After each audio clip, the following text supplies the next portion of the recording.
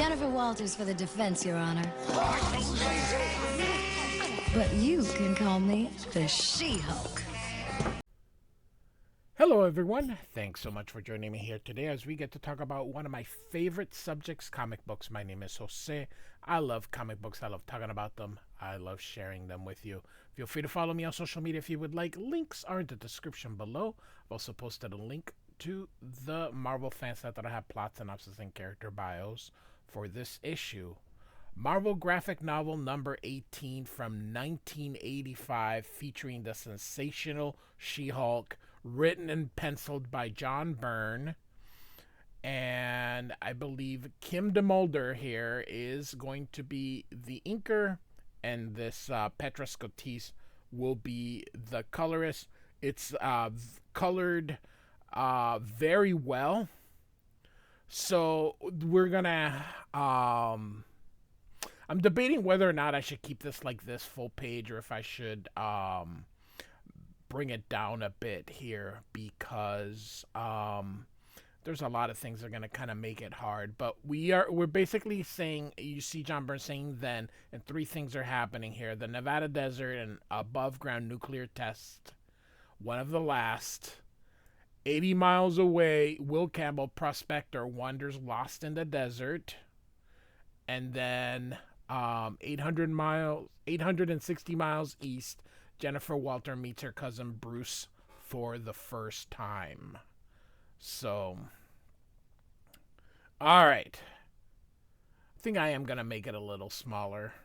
All right, I made it about 10% smaller, so hopefully this makes it. So now we are in present time at this time. So we're in the mid-80s here.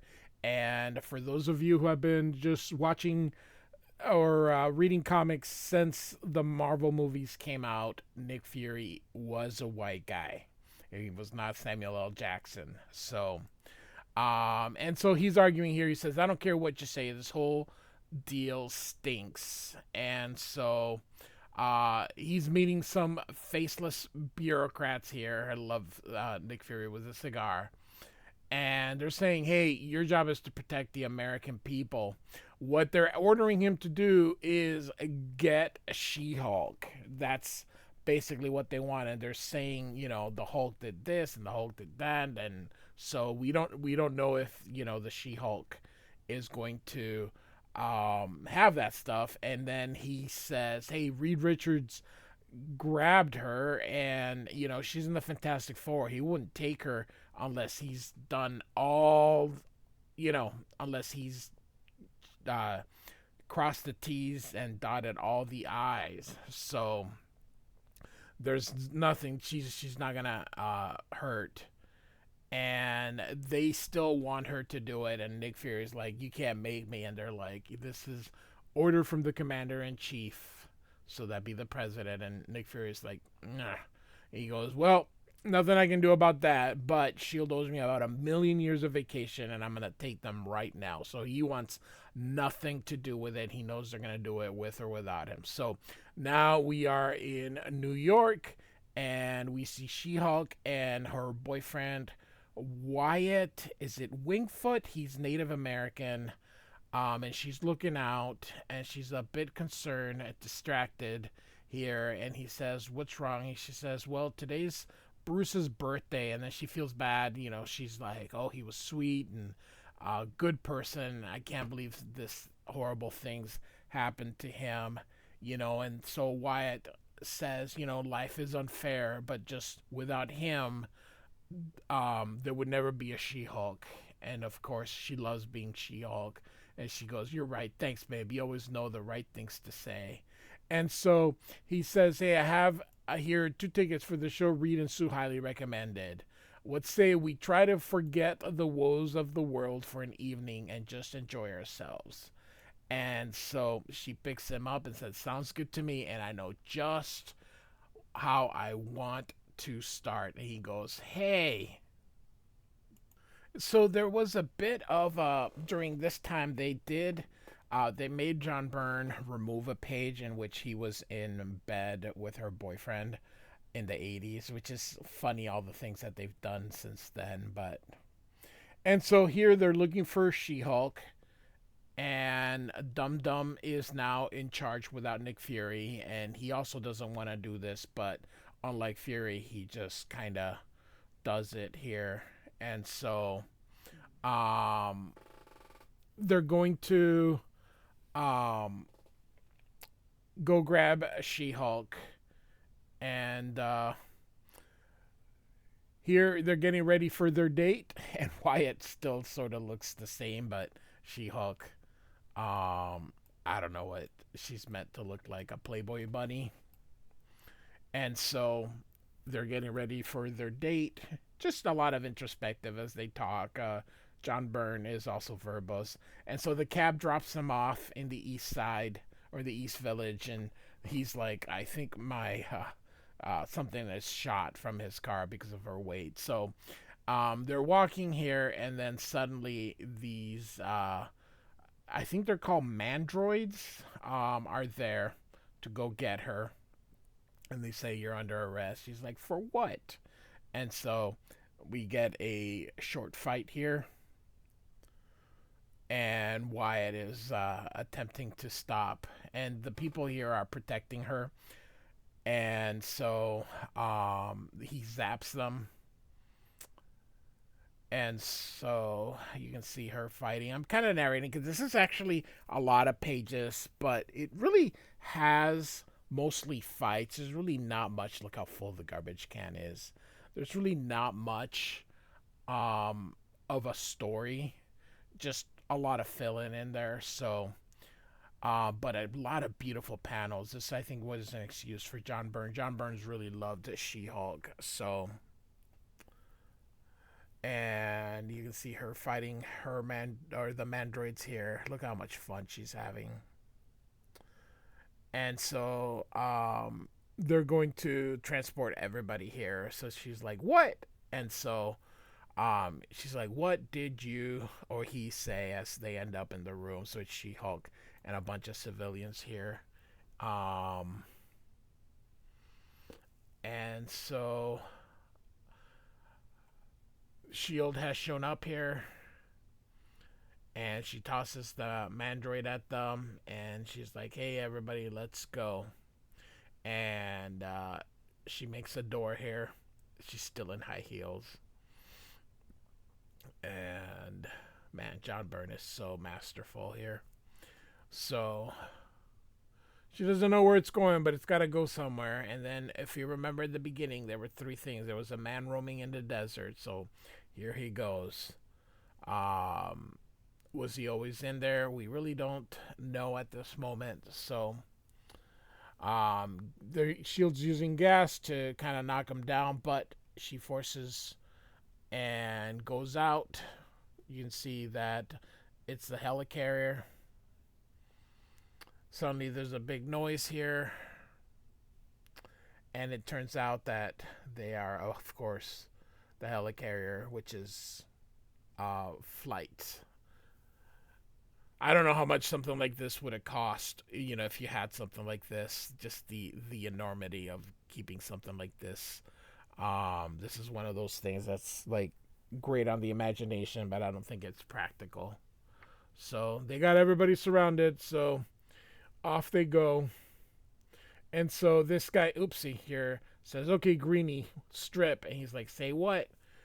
You heard me now. Drop him, or you can bury your boyfriend at Wounded Knee, which is a racial sort of joke because he's native. And he's like, you don't have legal rights to do that. But she's like, doesn't care. She's not embarrassed. So she takes off her clothes, and she's like, all right, bright boys, what now? Maybe you'd like me to jump rope. And they're all like, ugh, just lusting over her. And so here comes Dum Dum Dugan, and he's like, hey, what's going on? And suddenly he's like, whoa. And they're like, she's like, are you in charge? And she's like, what the hell is going on here? And he's like, General's orders. All prisoners are to be strip searched before being cleared into minimum security holding areas. And then he makes a reference here. Never thought I'd be pleased to enforce a regulation.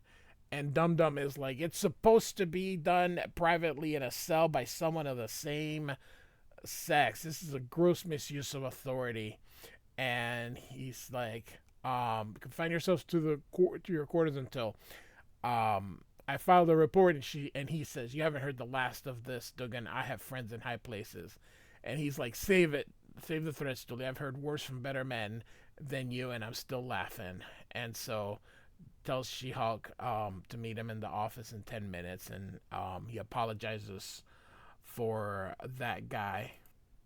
So he tells her, we just need to do some tests and on her to make sure, that she's safe and she's nothing like the Hulk here.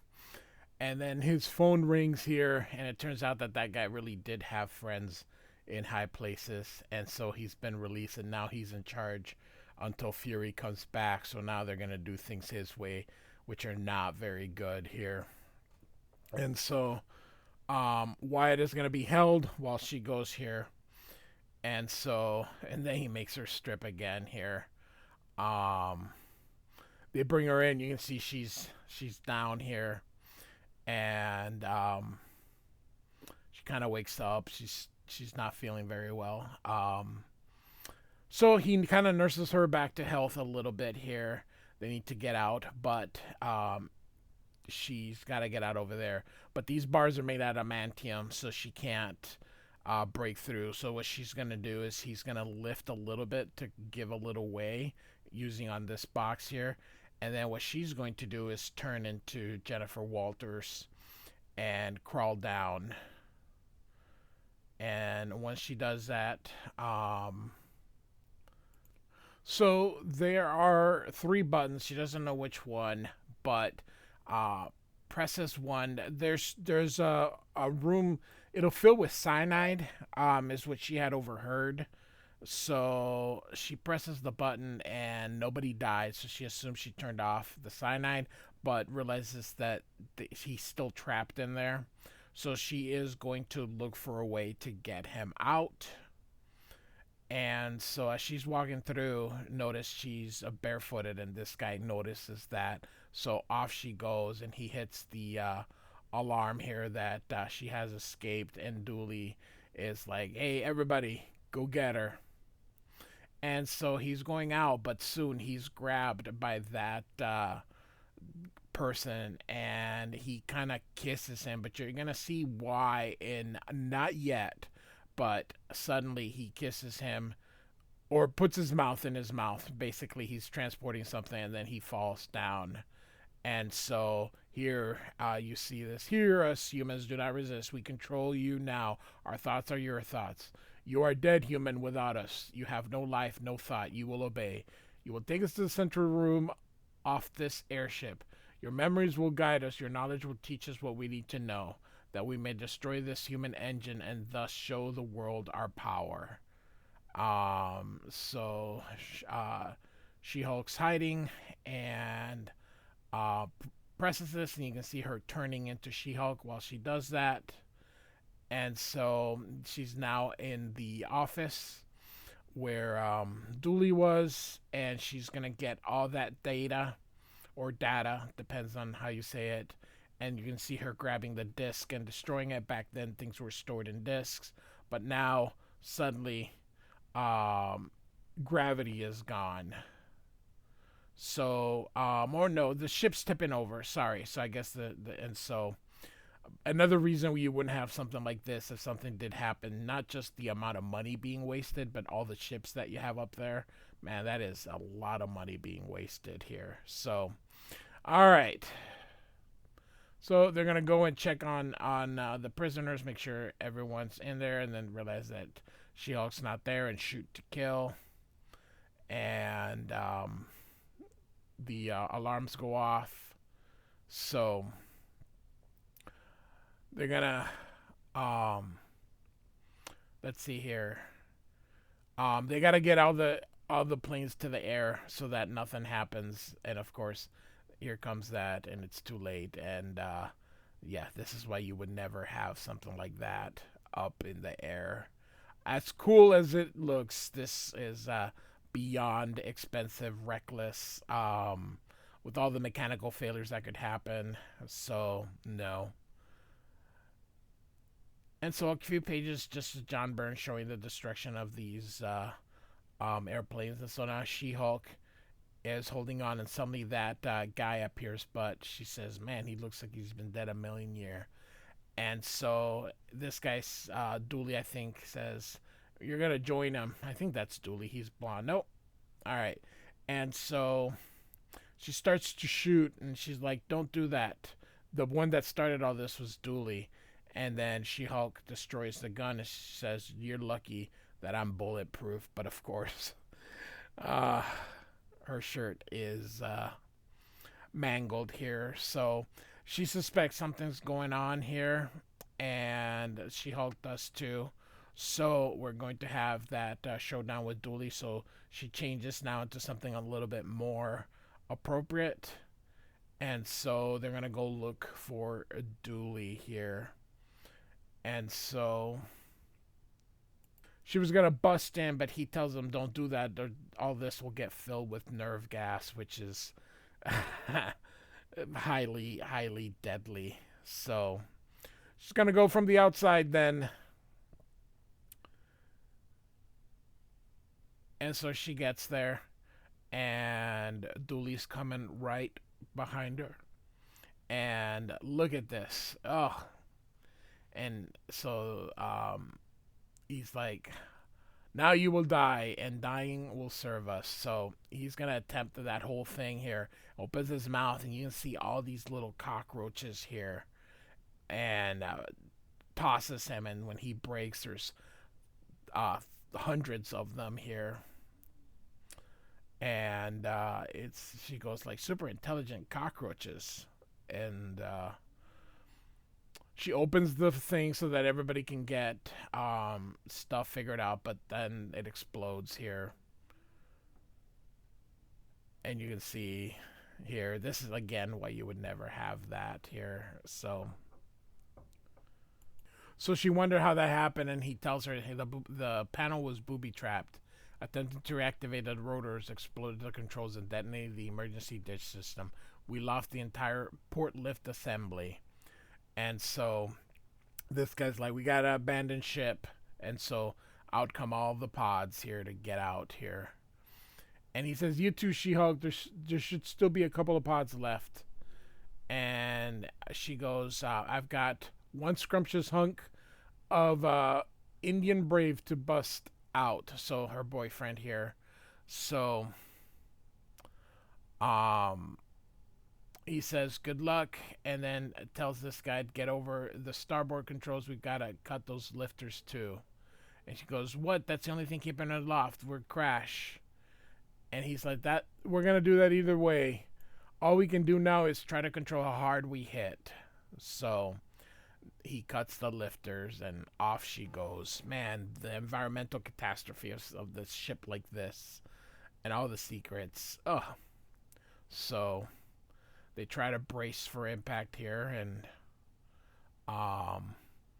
using whatever, some kind of shock to create, like, I don't know, a powdery thing so that it can survive and then a double page spread here. Look at that. Ooh. So here comes the Air Force, and She-Hulk breaks out with Wyatt. Looks like he's like, hey, there's nothing broken, but we're not finished here. She's like, we're gonna leave. He's like, this thing is an atomic, basically uses nuclear fusion, and it's gonna blow. It's gonna create an atomic bomb. So, and so he says she's their only hope. Wyatt's like, you don't have to do this, but really, she has no choice. If she doesn't do anything, many will die. So off she goes here. And still some of these cockroaches here. And now they're climbing on her. They're all going to attack her. Just screaming no. Oh my god, that is such a fear of mine. So these two are kind of waiting. And then suddenly, boom. Ugh, she's covered up in cockroaches. And says, I'd say we won. So now we are 3 days later. And Reed is checking on her, and she seems to be well. And she's like, what's the bad news? He's like, yes, I'm afraid, Jennifer, you see, the exposure to the shield's atomic power did affect you. It put a genetic lock on the radiation already in your cells. You're not going to die or become ill or anything of that nature, no more than the rest of us, but I'm afraid you're She-Hulk permanent now. You can never become Jennifer Walters again. I'm sorry, Jen. And so a little bit of silence, looks at him, and she's like, so what's the bad news? Of course, she loves being She-Hulk. And then 7 hours later, she's getting a little foot rub, and he's taking good care of her. And she is all into the sex. So, and you can see here in the epilogue or in the end, there's cockroaches, but they're probably just normal cockroaches anyway. So, the Sensational She-Hulk graphic novel, Marvel graphic novel 18 from 1985, written and penciled by John Byrne. I narrated it versus reading the way I normally do, and I did that just for time constraints. I don't think this book in itself it was just nothing more than a good story in there. I think John Byrne just wanted to draw She-Hulk. Now, if you notice, this is an actual copy of what the book would have looked like. This isn't one of those newer fancy digital versions. This looks like somebody grabbed a scan and scanned the original book. So anyway, like and subscribe. I do thank you for listening. Goodbye.